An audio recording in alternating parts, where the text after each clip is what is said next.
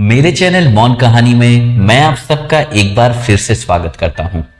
जैसा कि हम लोगों ने पिछली बार जाना कि जैसे ही महाराज विक्रमादित्य ने बेताल के प्रश्नों का उत्तर दिया, उसके तुरंत बाद ही बेताल ने महाराज विक्रमादित्य का साथ छोड़ दिया और वह फिर से अपने उसी शीशम के वृक्ष पर जा लटका।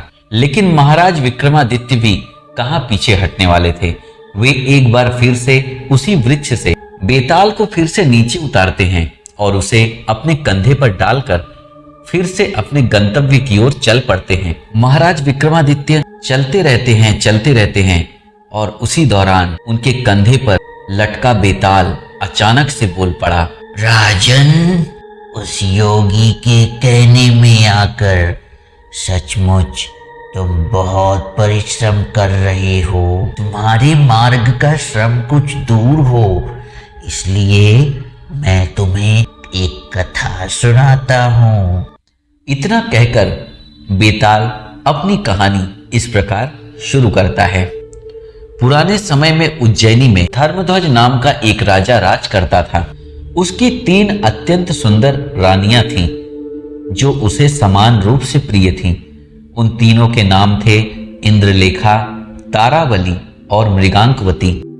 राजा उनके साथ रहकर सुखपूर्वक अपने राज्य का संचालन करता था। एक बार जब वसंत काल का उत्सव आया, तब वह राजा अपनी प्रियाओं के साथ क्रीड़ा करने के लिए उद्यान में गया। वहां उसने पुष्पों से झुकी हुई लताएं देखी, जो कामदेव के धनुष जैसी लग रही थी। उनमें गुनगुन करते भंवरों का समूह प्रत्यंचा के समान लगता था, जिसे मानो बसंत ने स्वयं ही सजाया हो। ऐसे खूबसूरत वातावरण में राजा ने अपनी स्त्रियों के पीने से बची हुई मदिरा को पीकर प्रसन्नता पाई, जो उसके निश्वास से सुगंधित थी और उनके होंठों की तरह लाल थी। राजा ने खेल ही खेल में रानी इंद्रलेखा की चोटी पकड़कर खींची, जिससे उसके कानों पर से कमल का फूल खिसक कर उसकी गोद में आ गिरा। उस फूल के आघात से उस कुलवती रानी की जांघ पर घाव हो गया और वह हाय हाय करती हुई मूर्छित हो गई।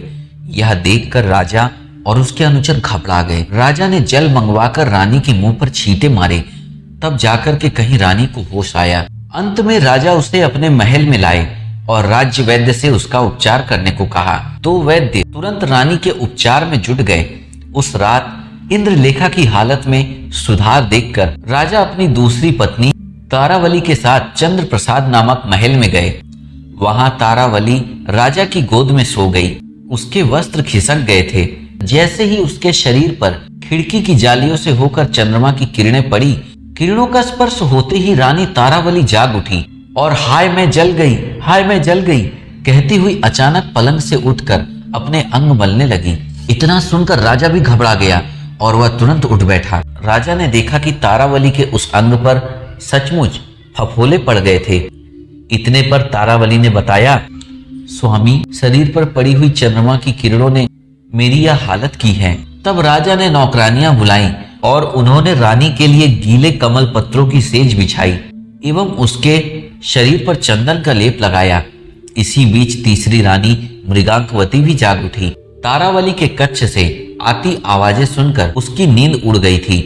राजा के पास जाने की इच्छा से वह अपने कक्ष से निकलकर तारावली के कक्ष की ओर चल पड़ी। अभी वह कुछ ही कदम चली थी कि उसने दूर से किसी के घर धान कूटे जाने की आवाज सुनी। मूसल की आवाज सुनते ही वह बोल उठी, हाय मैं मर गई। ऐसा कहते हुए वह मार्ग में ही बैठ गई। नौकरानियों ने जब रानी की जांच की तो उन्होंने उसकी हथेलियों पर काले गहरे धब्बे देखे। नौकरानियां दौड़ती हुई राजा के पास पहुंची और सारा वृत्तांत राजा को बताया। सुनकर राजा भी घबरा गया और तुरंत अपनी रानी की हालत देखने उनके साथ चल पड़ा। रानी के पास पहुंचकर राजा धर्मध्वज ने उससे पूछा, प्रिय, यह क्या हुआ? तो आंखों में आंसू भरकर रानी मृगांकवती ने उसे अपने दोनों हाथ दिखाते हुए कहा, स्वामी, मूसल की आवाज सुनने से मेरे हाथों पर यह निशान पड़ गए हैं। इतना सुनकर तब आश्चर्य और विषाद में पड़े राजा ने उसके हाथों पर जलन को कम करने वाले चंदन आदि का लेप लगवाया। अब राजा सोचने लगा, मेरी एक रानी को कमल के गिरने से घाव हो गया, चंद्रमा की किरणों से दूसरे के अंग जल गए, इस तीसरी के हाथों में मूसल का शब्द सुनने से ही ऐसे निशान पड़ गए। हाय, देव योग से मेरी इन तीनों ही प्रियाओं का यह गुण एक साथ दोष का भी कारण बन गया है। राजा ने वह रात बड़ी कठिनाई से काटी।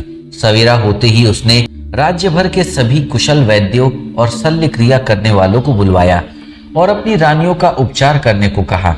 उन वैद्यों और शल्य क्रिया जानने वालों के संयुक्त प्रयास से जब रानियां शीघ्र स्वस्थ हो गई, तब राजा निश्चिंत हुआ। यह कथा सुनाकर उसके कंधे पर बैठे बेताल ने पूछा, राजन, अब तुम बतलाओ, इन तीनों रानियों में से सबसे अधिक सुकुमारी कौन थी?